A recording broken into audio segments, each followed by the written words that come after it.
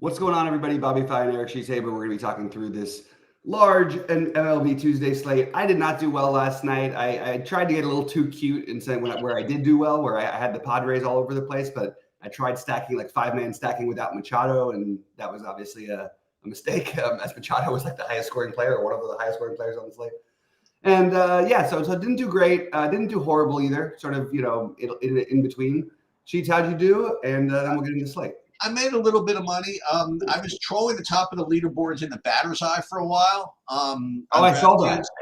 And a couple of lineups there. I played a full 3 lineups in that one. Out of 100 that you could play. So I was trolling the top there. I made some money there. I was in the money pretty firmly in the FanDuel Monster. I had some Cubs last night. Nice. But not enough. And not to be to throw it out there. Like the Colts won literally every tournament on FanDuel. Everything. I don't know how he did on DraftKings, but literally everything. All the Cubs just smashed for him. So good for him. And on DraftKings, I did end up playing a little bit more Freed, and he ended up being like 0% owned over there, and got lucky that he didn't get benched after the rain delay. That very well could have been the result. I had some Braves. That's what got me into contention into some of these tournaments. But I just didn't quite get the combination that I needed. But I'm ready to go after today. I just wanted to throw a couple of things out there for today before we even get started, just kind of like miscellaneous stuff. So I did my tennis video and starting to get people for that, actually. I've been doing it live, and I've been really just focusing on the SaberSim aspect of it, and then I just kind of like analyze the lineups afterwards or whatever. I'm not going to do it too often, but the reason why I can do it now is because of that 11 a.m. start time. It's just a perfect time that I can do it. I'm not going to be around to do it tomorrow, but that's just something that I've enjoyed. The other thing is that SaberSim, and we'll get to this, SaberSim kind of has COVID today. That's the best way I can describe what's going on over there. Like it's been like doubling the projections of all the tennis slates by accident. I haven't even been able to build a dummy lineup on SaberSim yet this morning. So just I'd be patient with them for a little while. Maybe I'll get some upgrades or something like that. But I'm ready to get after today. And today is, you know what today is, right? What is today? Today is the day of the Sheets Open. Oh my God, we got the 400. What is it? The Sheets Open, the 400 with 70 people in it. And I'm going to play probably 1% on guys for no reason again. With that said, I mean, it's possible that we get that I might decide to do a live sweat tonight as well. So let's see if we do that. The other thing is that there is it's like call this kind of like the OK Boomer contest. It's the big buy-in on DraftKings is the 70-62 home run record contest, and they're calling it the 70-62 asterisk home run record. So it's kind of like the OK Boomer Open, I guess, or something like that. They had to throw the 762 and they had to put the asterisk in. Start up more trouble in conversation. Anyway, they have 734 players, but they just as easily could have made it 762 players. That's actually funny. They didn't do it. That's actually that would have been good, actually. Yeah, it makes sense. All right. Well, we should. You got everything up, and let's do this. That's Boston and Toronto, and I believe it's going to be Criswell today. Again, Boston has sort of thrown around different things with their rotation lately, and Rodriguez. What do you? This seems like a good spot to attack. Yeah. So once again, Toronto is showing up as a good play, but not like the best play. But they're showing up as a good play on both DraftKings and FanDuel. More so on DraftKings than FanDuel this time. As far as the pitching goes, I'm really not getting to too much of any of these guys. Yeah, I'm very interested in both sides of the hitting. You're actually like the ownership on Toronto is going to be it's interesting because the ownership in Toronto is going to be significantly higher. It's partly because they have some cheap bats, but the team with the bigger total by almost like a full run is Boston. We've seen Rodriguez get hit around a little bit. Toronto's bullpen has been very weak this year. So I'm sort of inclined to try to find the money and play the Boston side especially, but definitely interested here and not going to get to any of the pitching. All right. Next up is Atlanta in Minnesota. Okay, so Schwellenbach is always kind of firmly entrenched as a secondary option in pretty much every slate he plays for me. It's never really a priority, but he always just kind of just shows up as an option. So today is actually no exception. So I'll have him in my pool. I'll probably end up with 10%. I'm just guessing. But he definitely is viable. And as far as the hitting goes, well, I'm not getting to Eskridge Richardson. And I don't know if you saw, but I don't know if this is a sign, but Olsen just murdered the ball all night last night. Yeah, he had a big day. I saw that you had some Atlanta stacks in there. Yeah, I mean, he hit like a typical Olsen home run, which was like got out of the stadium in like 2 seconds. Yeah, but then he had like doubles. I mean, he was everywhere. You know? Yeah. Anyway, I'm not getting though to any of the hitting right now, neither Atlanta nor Minnesota. Yeah, at first look, I'm not getting to the hitting either, and I actually might be a little bit higher on Schwellenbach than the field is. I do like him here. Minnesota is much better against lefties than they are against righties. Schwellenbach has a strikeout expected rate of over 6 today, and I think that look, I think that he's a good pitcher, and honestly, like. I'm trying to. You go through his game log and you kind of wonder why maybe he isn't a staple every day. Like he's consistently very good and sometimes awesome, and he's got one of the better strikeout rates on the slate. So I'm on board with the Schwellenbach pretty heavily. So there's one really obvious pitcher that's going to be much more popular than everybody else. I guess I should have said that at the beginning. Yeah. And that'll be at the end, but that comes up. But yeah. Anyway, playing a team that really just literally can't hit. They just every night we like I try to talk myself into stacking them and stuff every like time, that. Every time. It never works. And I'm sitting there with like these great primary stacks and pitching is doing well. And then okay, if I need champ, I just give one of these 3 guys to smash and they literally all get zeros. It's like every night. What's his name? Brandon Lau was 1 weak swing away from getting a golden sombrero last night. Oh, he did. He made contact once, huh? At the last at bat, he made contact. So Padres at St. Louis. This is an interesting one. First of all, this is the one. I guess the one game that's got weather issues. I imagine that it's got to be really hot there. And the only reason I mention it is Cease is getting projected like he's like being sent down to the minors. It's a little odd to see if you want to know the truth. We've been seeing Cease's huge chalk literally every night, and now I'm barely getting to him even as a tertiary option. Watch the weather, watch whatever, but if you could get Cease low owned somehow, I would not be opposed to it. Anyway, Padres, St. Louis, I'm really not getting to any of the hitting, but again, like if it's 100 degrees, Padres against Mikolas, is that the worst play in the world? I don't know. I think my projections are kind of lying to me in this game. No, I actually see that looking at a couple different things today, and I don't know, man. Like it does feel a little bit weird. I'm going to go ahead and prioritize him anyway. Like I think that just he's got the most upside.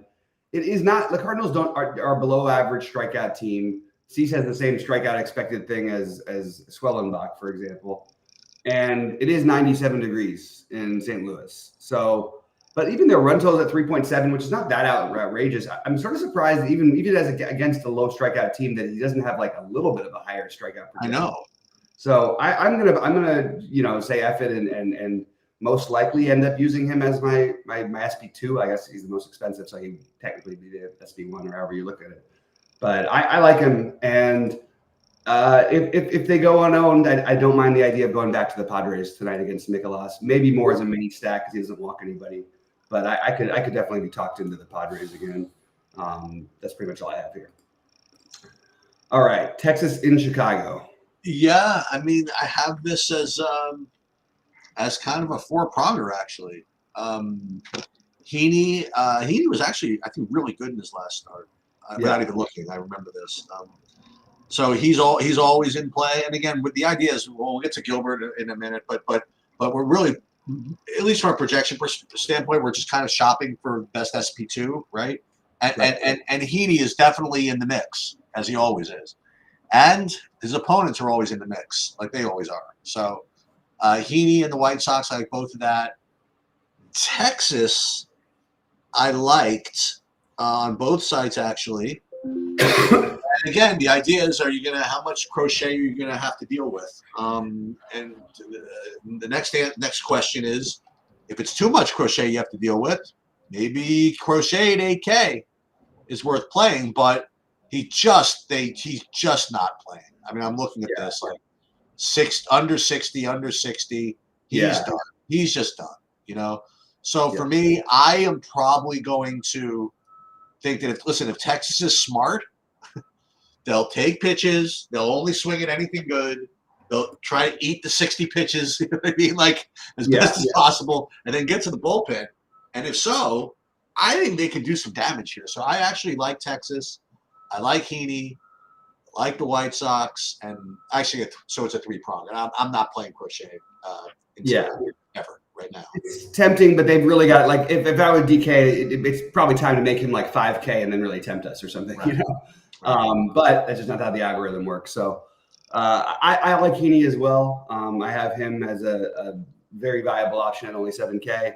I'll take anybody against the White Sox these days. They are a little bit better against lefties than righties, and I think you certainly could make a case for the White Sox cheapies too. So, and again, and like you, I don't mind the idea of getting to some Texas, but overall, none of it's quite a priority for me. I'm definitely open to the idea of using the White Sox as my value stack just because they're so cheap.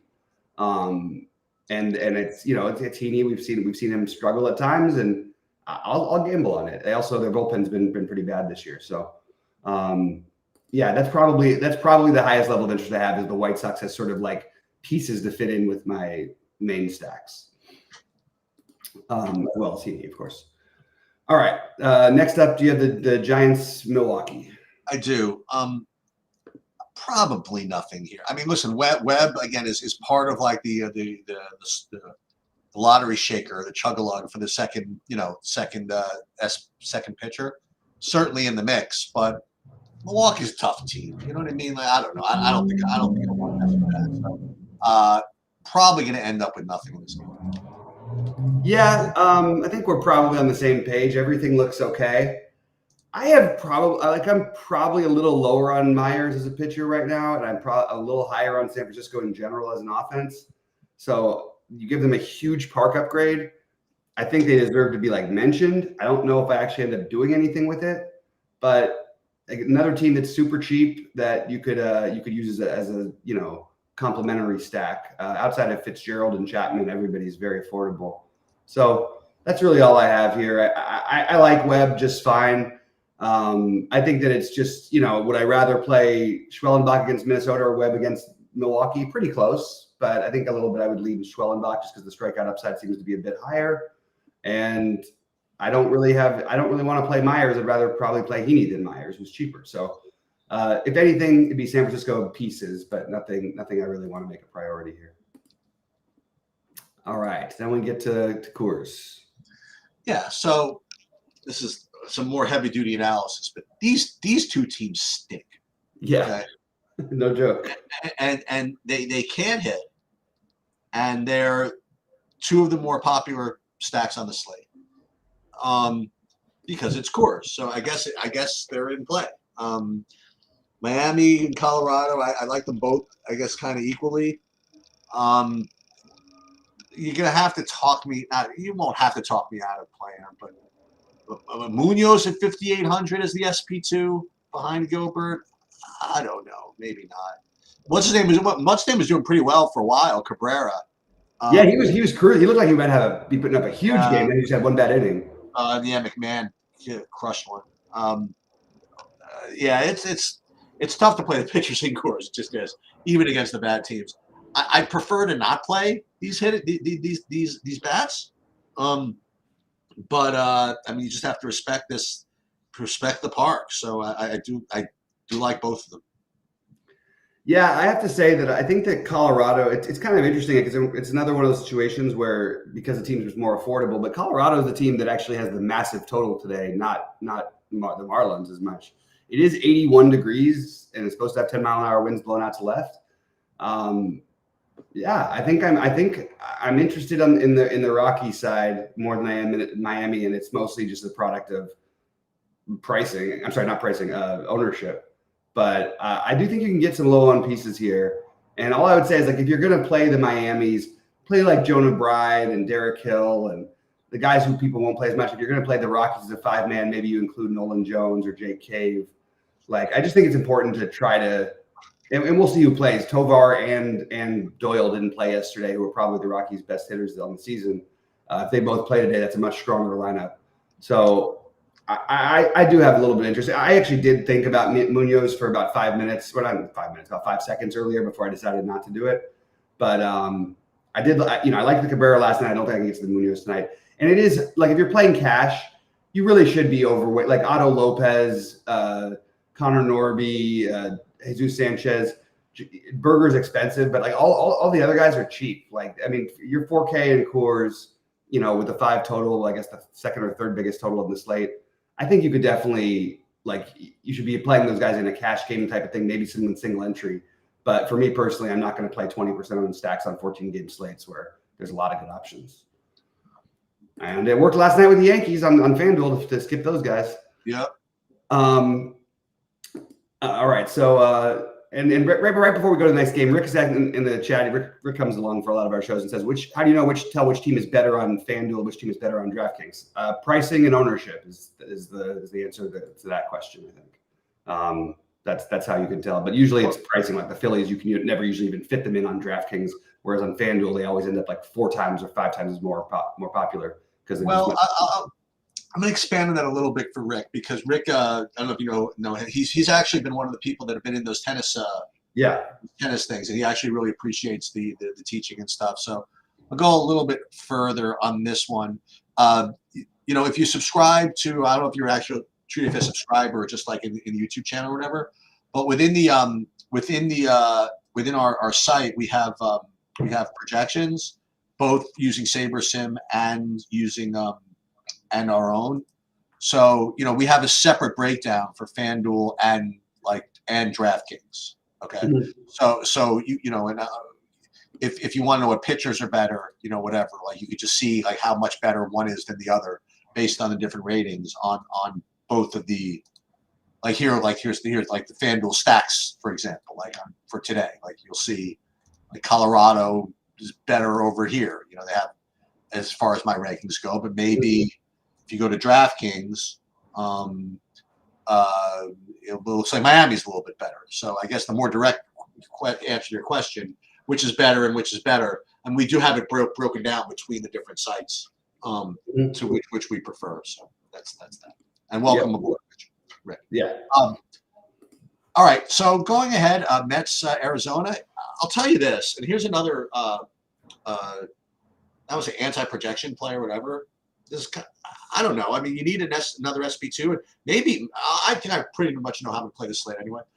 I mean, I was watching Minaya against Baltimore, and the guy was freaking dealing, dude. I mean, like he was like insane.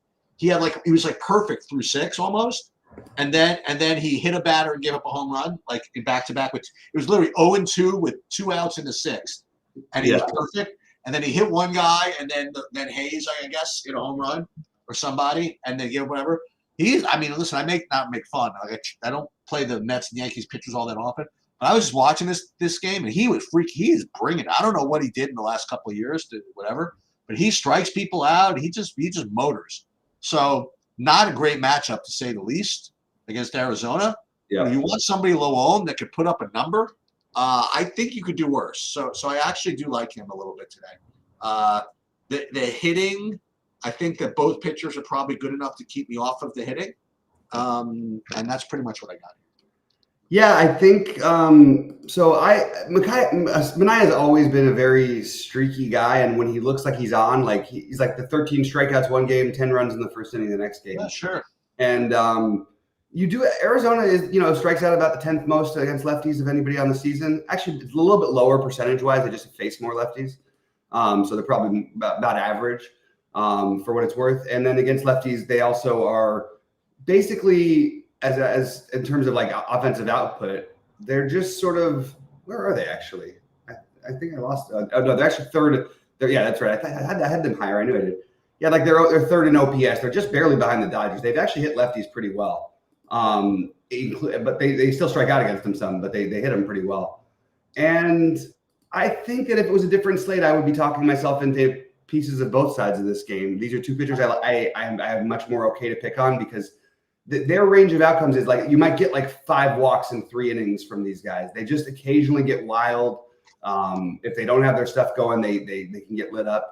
And the Mets, and both offenses you have here that are very good. The Mets are the 4th best team in baseball in terms of OPS against lefties. So I think that it's interesting. I think that there's an argument for both stacks. I just don't think that I'm probably going to be doing it tonight. But the matchup does just the lefty situation does sort of suit the Mets and does sort of suit the Diamondbacks in general. But I think I'd probably stay away, even though I was initially kind of intrigued by that one. All right, and then we get into the Seattle Tampa Bay. So Seattle Tampa Bay again, tough, good park for pitching. Both teams we've been prone to target pitchers against. Now, I will stress, and this is not just because he hit a home run last night, but the addition of a Rosarena is pretty big for Seattle. They needed power besides Julio and Cal Raleigh, obviously. And just an overall good offensive player or whatever. And they picked him up, and their stats, I imagine, since they picked him up, it's only been 15 games or whatever. They have to be a better team hitting wise. Yeah. Now, what we were suggesting though is that even though they might be a better hitting team, that doesn't help their strikeout rate. Because Rosarena strikes out just as much, if not more, than all those guys. So I just figured I would throw that out there. So today we have Springs, and we'll get to Gilbert in a second. We have Springs as another of these SP2s that is just going to be in play. We like to play pitchers against Seattle, and he's going to be fine. I mean, I'll just say that. Logan Gilbert shows up as the best play for a big slate, a substantial one. On DraftKings specifically, and also on FanDuel, on FanDuel as well. I mean, just head and shoulders above the rest. Tampa, as I alluded to kind of in the intro or whatever, I mean, they're just not hitting anything. They're just not seeing the ball. I don't know, and Seattle's not a place to see the ball anyway, and Logan Gilbert's a really good pitcher. So on paper, yeah, I mean, just start with Gilbert and move on. But I will say that I have seen, Mr. Gilbert disappoint. Okay? Yeah. I have seen it starting with the last game. Now, again, yes, that was against the Dodgers, right? And the other time he disappointed was at Boston. So it's not like we can't compare probably 2 of the best 3 hitting teams in the league, right, to this bunch of little league hitters. But nonetheless, I mean, he is going to be, even in the lottery, probably 50% owned minimum. Yeah. And in the big buy-ins of, whatever, he's going to be whatever you want, So you don't have to play him in Lotto, but he's definitely the best play. I guess that's the best way I can describe this.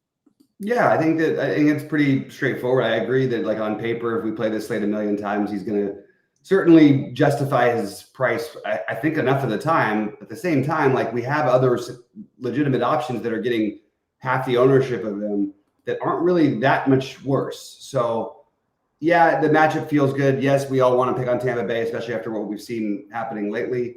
I personally am just, I'm probably going to play him some, and I'm probably going to try to find ways around him.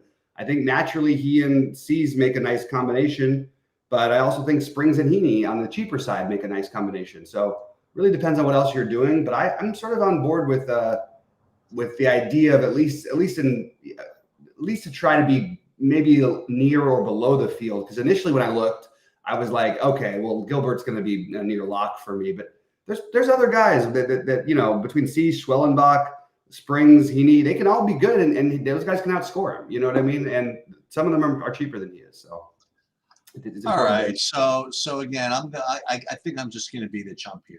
Okay. So, yeah, I mean, Miami projects great value. You can even say the White Sox are good value. Miami, Colorado, in Coors, and get Toronto and Boston. You can play all this stuff, or you could just play the freaking Dodgers.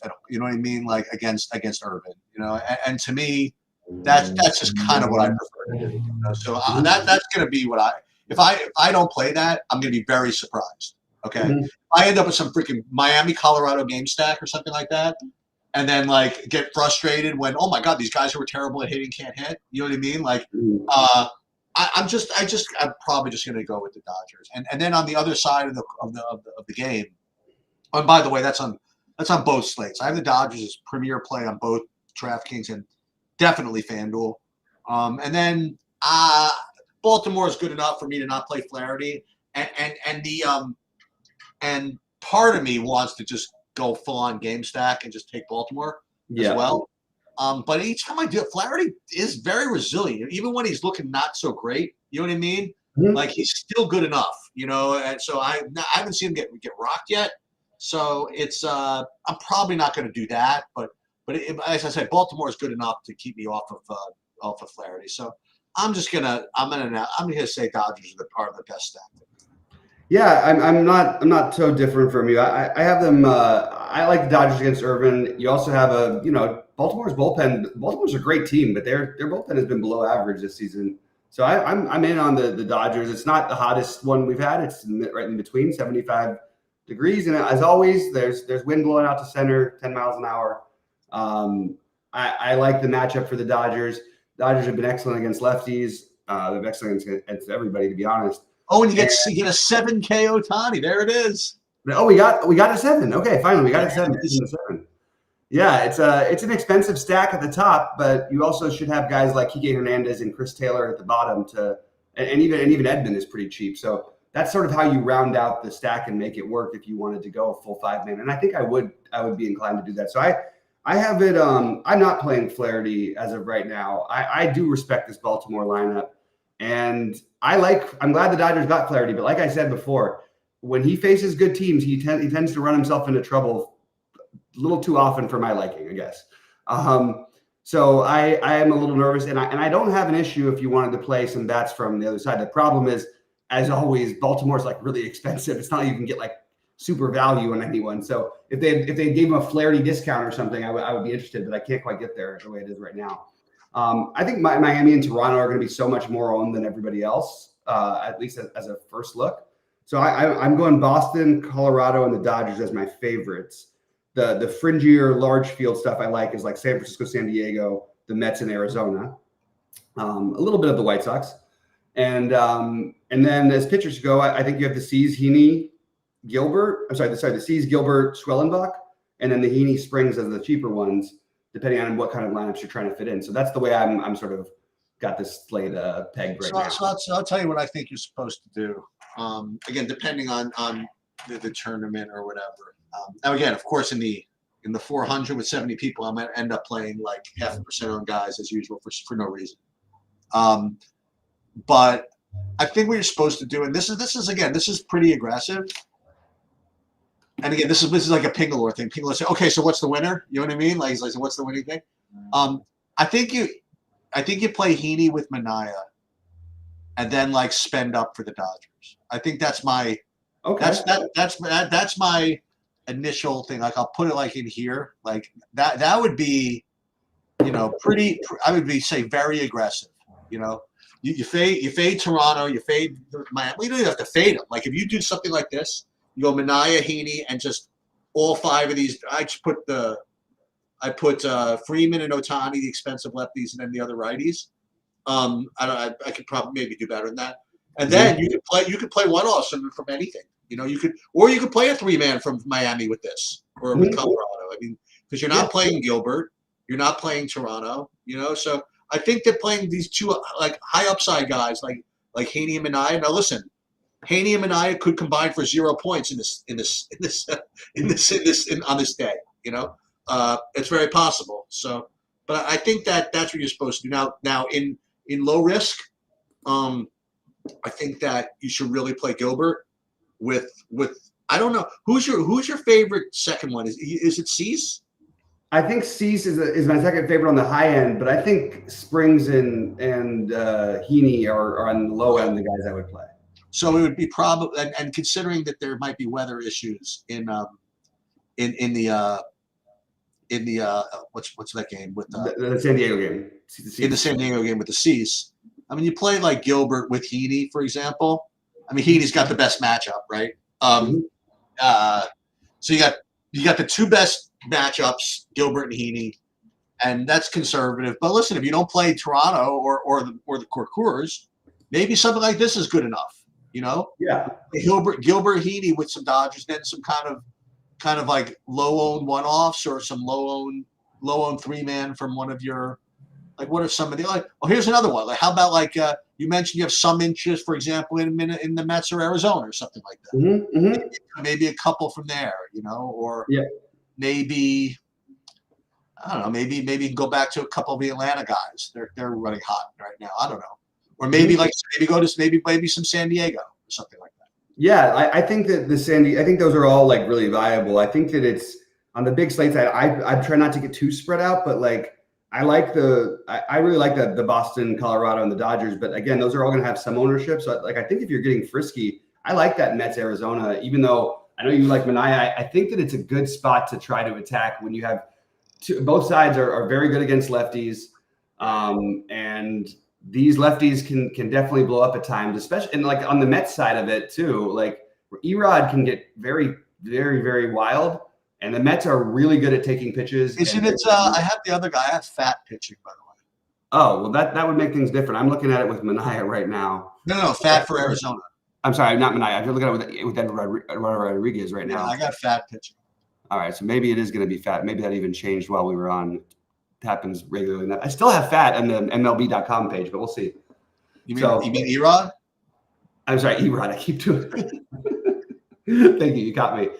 It's an interesting slate. Be live at 6 Eastern to go over the rest of it. I didn't do as much research on FanDuel yet, but I will update what I think about FanDuel a little later. Yeah, Gilbert's going to be tough to fade over there. And Gilbert, Dodgers, Colorado, Miami. I mean, that's and then Boston, Toronto, Texas. You know, like the Texas one's interesting too. You know, against 4 innings of Crochet. You know, right. and then 5 innings of the bullpen, and they're on the road, so you get the 5 innings. You know? Yeah, I want to throw out one last thought about the Gilbert thing, even though I'm probably going to play him some tonight.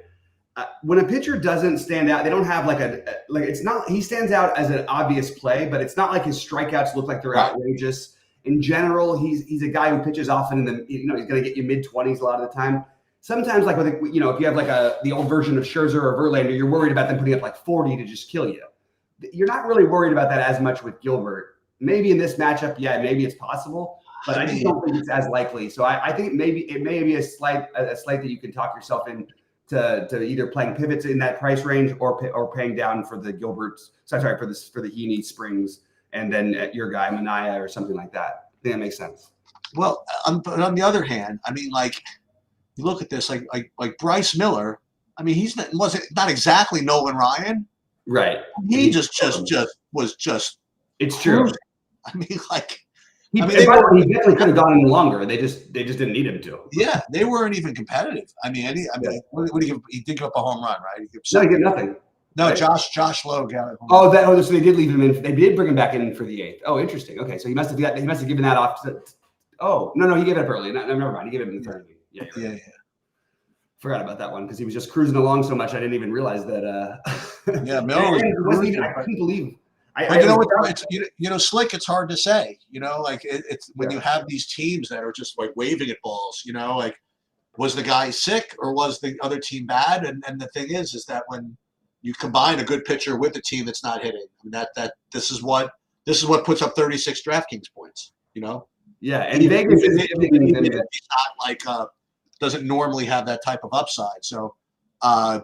Logan Gilbert, I think he's primed for. Listen, how could I argue this? He's primed for a similar type of performance. He's another righty. He's a good pitcher against a team who's just not hitting the ball. I mean, not seeing the ball in a park where it's tough to see the ball. That's it.